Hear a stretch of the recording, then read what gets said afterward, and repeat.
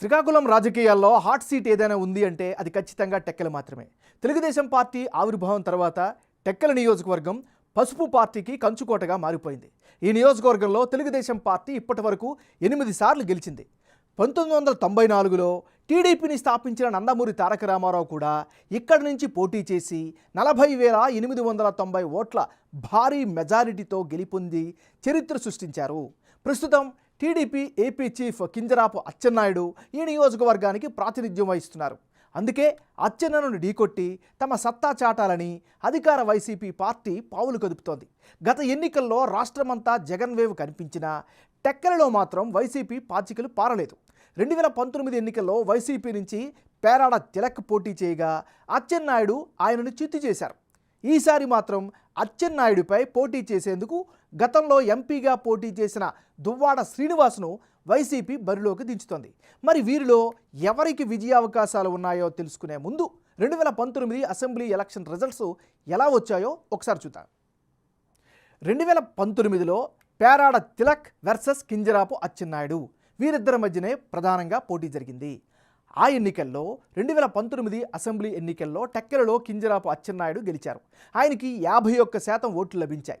YCP నుంచి పోటీ చేసిన పేరాడ తిలక్కు 46% ఓట్లు వస్తే ఇతరులకు 3% ఓట్లు దక్కాయి.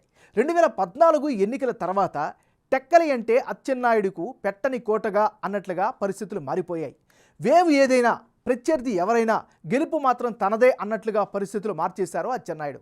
మరి ఈసారి ఎన్నికల్లో టెక్కలలో కింగ్ ఎవరు అన్నది big TV exclusive detailed election సర్వేలో వెల్లడైనటువంటి అభిప్రాయాలను ఇప్పుడు పరిశీలిద్దాం.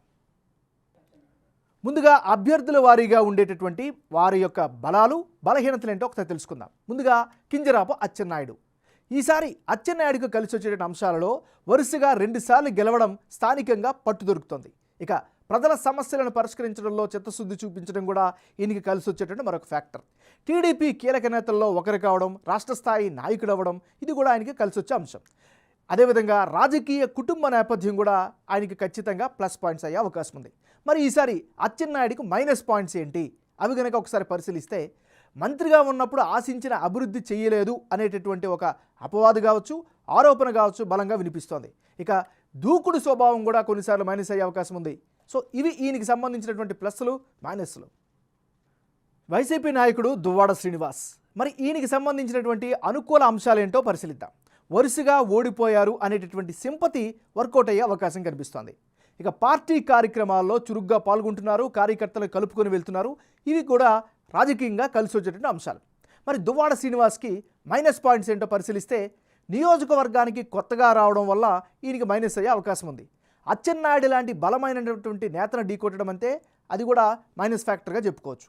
ఇక నియోజకవర్గ నేతల్లో అంతర్గత కుమ్ములాట్లు కనిపిస్తున్నాయి. ఇది ఈయనకి చేటు చేసే పరిస్థితి కనిపిస్తోంది. ఇక అనేక గ్రామాల్లో వైసీపీపై ఉన్న వ్యతిరేకత ఈయనకి నెగిటివ్ ఫ్యాక్టర్ అయ్యే అవకాశాలు కూడా ఉన్నాయి. ఇక అమలు కాని వైసీపీ ప్రభుత్వ హామీలు ఈయనకి మెడకు చుట్టుకునే అవకాశాలు కూడా కనిపిస్తున్నాయి. ఇది ఈయనకి సంబంధించినంత వరకు ఉండే ప్లస్లు మైనస్లు. టెక్కల నియోజకవర్గంలో ఉండే కులాల పరంగా ఉండే సమీకరణలు ఏ విధంగా ఉన్నాయో ఒకసారి చూద్దాం. ఇక్కడ కాలింగులు 32% ఉండారు. ఇక తూర్పు కాపులు 16% ఉంటే మత్స్యకారులు 13%, పోలినాట వెలమ కమ్యూనిటీ 13%, యాదవులు 11%, ఎస్సీలు 8% ఈ నియోజకవర్గంలో నివసిస్తున్నారు. అంటే టెక్కల నియోజకవర్గంలో కాలింగ సామాజిక వర్గ ప్రజల జనాభా అధికం. 32% ఓటర్లు ఉన్న ఈ సామాజిక వర్గంలో తెలుగుదేశం పార్టీకి 30% మద్దతు ఇస్తారని బిగ్ టీవీ సర్వేలో తేలింది. ఇక 60% మంది ఓటర్లు వైసీపీకి, మిగిలిన 10% మంది ఇతరులకు మద్దతు ఇస్తామని ప్రకటించారు. ఇక సబ్ క్యాస్ట్గా ఉన్న బోరగాపు కళింగ ప్రజలు మొదటి నుంచి టీడీపీకి మద్దతు తెలుపుతుంటే, కింటాల కళింగ ప్రజలు మాత్రం వైసీపీకి బలమైన మద్దతుగా నిలుస్తున్నారు. ఇక 16%గా ఉన్న తూర్పు కాపు సామాజిక వర్గ ప్రజలు 45% టీడీపీకి మద్దతు తెలుపుతుంటే 50% మంది వైసీపీకి మద్దతుగా నిలుస్తున్నారు. ఇతరులకు 5% మద్దతు పలుకుతున్నారు. ప్రభుత్వ పథకాలైన వైఎస్ఆర్ చేయూత, రైతు భరోసా పథక లబ్ధిదారులు వైసీపీకి జై కొడుతున్నారు. అయితే మెజారిటీ ప్రజలు మాత్రం టీడీపీకి మద్దతు ఇస్తున్నట్లు చెబుతున్నారు. 13% ఉన్న మత్స్యకారులు కూడా అత్యధికంగా 50% వైసీపీకి మద్దతుగా నిలుస్తున్నారు. అయితే సంప్రదాయ ఓటు బ్యాంకుగా ఉన్న 45% మంది టీడీపీకే జై కొడుతున్నారు. మిగిలిన 5% మంది ప్రజలు ఇతరులకు మద్దతు తెలుపుతున్నారు. అటు 13% ఉన్న పోలునాటి విలమ సామాజిక వర్గ ప్రజలు మెజారిటీ టీడీపీకి మద్దతు చెబుతుంటే అచ్చెన్నాయుడు కూడా ఇదే సామాజిక వర్గానికి చెందిన నేత కావడంతో 60% మంది పసుపు పార్టీకే తమ మద్దతు ఇస్తామని చెబుతున్నారు. ఇక 30% మంది మాత్రమే వైసీపీకి తమ మద్దతు పలుకుతున్నారు. యాదవులు 11% ఉంటే టీడీపీకి 55% మంది, వైసీపీకి 40%, ఇతరులకు 5% మద్దతుగా పలుకుతున్నారు. ఇక 8% ఉన్న ఎస్సీ సామాజిక వర్గ ప్రజల్లో టీడీపీకి 45%, వైసీపీకి 50%, ఇతరులకు 5% తమ మద్దతు ఇస్తామని బిగ్ టీవీ సర్వేలో తెలియజేశారు. వచ్చే ఎన్నికల్లో టెక్కల నియోజకవర్గం నుంచి ఎవరెవరు పోటీలో ఉంటే ఫలితాలు ఏ విధంగా వచ్చే అవకాశం ఉందో ఇప్పుడు పరిశీలిద్దాం.